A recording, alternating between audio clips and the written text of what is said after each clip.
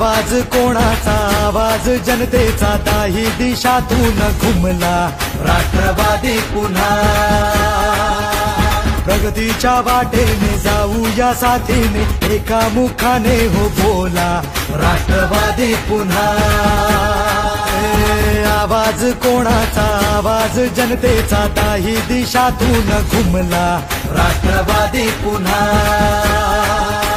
प्रगतीच्या वाटेने जाऊया साथीने एका मुखाने हो बोला राष्ट्रवादी पुन्हा आता मग हटायचं नाही विचार काय करतोय समजदार राजा सरकार पुन्हा आणायचं हाय सांगायचं हाय अवघा महाराष्ट्र माझा एक एक जण तन्मान धन विसरून झुंजाया आवाज कोणाचा आवाज जनतेचा काही दिशातून घुमलाय राष्ट्रवादी पुन्हा प्रगतीच्या वाटेने जाऊया साथीने एका मुखाने हो बोला राष्ट्रवादी पुन्हा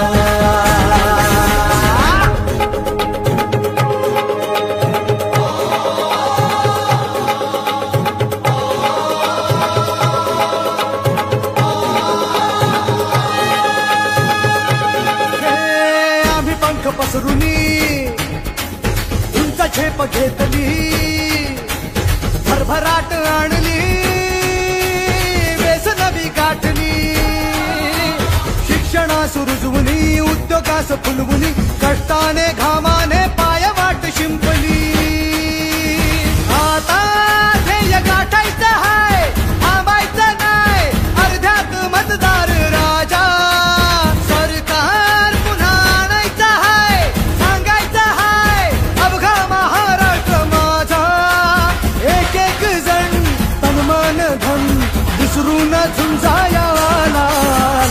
आवाज कोणाचा आवाज जनतेचा काही दिशातून घुमलाय राष्ट्रवादी पुन्हा प्रगतीच्या वाटेने जाऊया साथीने एका मुखाने हो बोला राष्ट्रवादी पुन्हा आवाज कोणाचा आवाज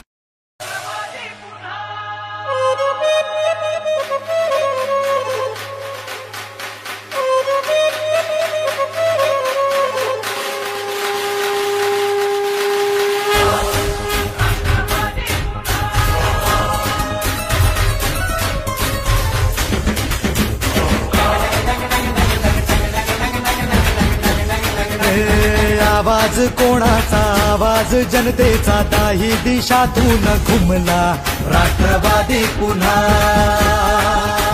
प्रगतीच्या वाटेने जाऊया साथीने एका मुखाने हो बोला वाढदिवसाचं औचित्य साधून श्रीवर्धन राष्ट्रवादी काँग्रेसच्या जे काही महिला पदाधिकारी आहेत यामध्ये राजश्री मुलकर असतील सभा दुर्गुडे असतील त्यासोबत दुसऱ्या मॅडम आहेत इतर जे काही त्यांचे सहकारी आहेत यांनी आज पाककलेचं आयोजन केलं। या आयोजनामध्ये 120 महिलांनी सहभाग घेतला। या 120 महिलांनी जे काही या ठिकाणी या पाककलेमध्ये ज्या विविध जे खाद्यपदार्थ सादर केलेत त्याचं परीक्षण सुद्धा या ठिकाणी चालू आहे।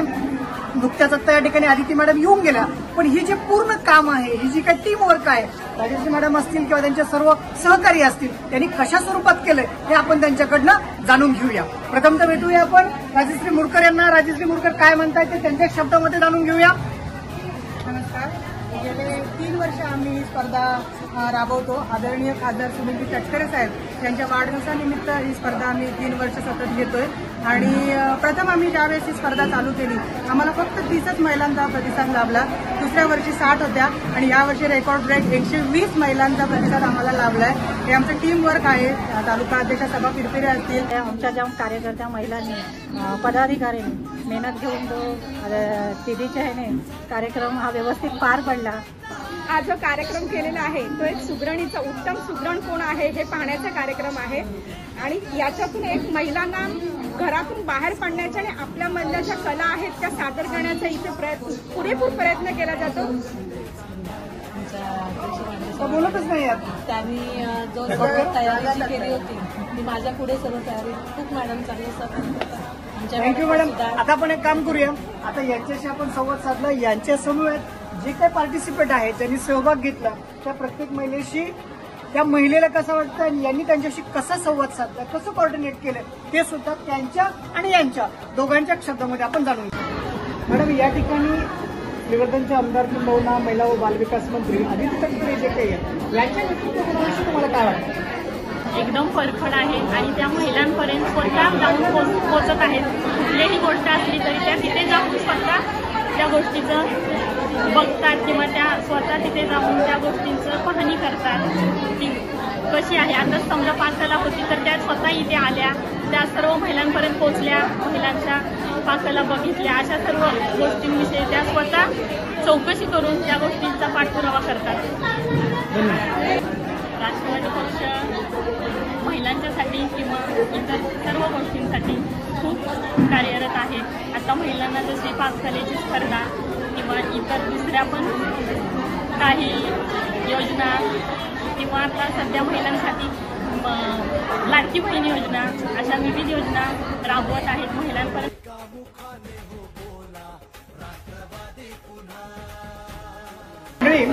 आज आपण माळी हॉलमध्ये जे काही पार्टिसिपेट झालेले जे काही विविध घटक आहेत त्यांच्याशी आपण संवाद साधतोय.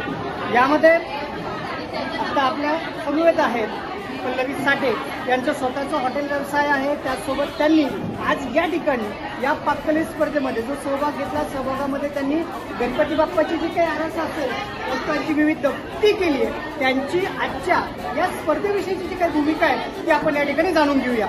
या ठिकाणी साठे मॅडम आपल्याशी बोलतायत. आपण आज तटकरे साहेब आणि वाढदिवसानिमित्त आज सगळं म्हणजे पाककलेचा जो प्रोग्राम आहे तो आपला शहर अध्यक्ष श्रीवर्धनच्या राजश्री मुरकर मॅडम त्यांनी आम्हाला वेगवेगळ्या पद्धतीने आम्हाला मार्गदर्शन करतात. आम्हाला वेगवेगळे जर उपक्रम राबवत असतील तर पहिल्यांदा प्रत्येक तालुक्यामध्ये कसं पोहोचवता येईल तर आमच्यातून त्या सगळ्यांना मेसेज करतात. आपले पाककला स्पर्धा असू देत, डान्स कॉम्पिटिशन असू देत किंवा आपल्या गौरी गणपतीमध्ये असणाऱ्या स्पर्धा असू देत की आदितीताई आणि सगळ्यांनी मिळून जो काही प्रोग्राम आपल्या श्रीवर्धन शहरामध्ये केला जातो तर ह्यांच्यामुळे आम्हाला आता आमच्यापर्यंत पोहोचला जातो आणि तो पूर्णपणे सफल होतो. आजची ही जी काही पाककला स्पर्धा आहे या पाककला स्पर्धेमध्ये सहभागी झालेल्या साठे मॅडमने आपल्याशी संवाद साधला. साठे मॅडम, या पाककलेचा तटकरे साहेबांच्या वाढदिवसानिमित्त आयोजित केलेल्या पाककलेचा सगळ्यात महत्त्वाचा फॅक्टर म्हणजे आगामी नगर परिषद निवडणुकीमध्ये महिलांची भूमिका काय असेल राष्ट्रवादीकडे बघण्याची?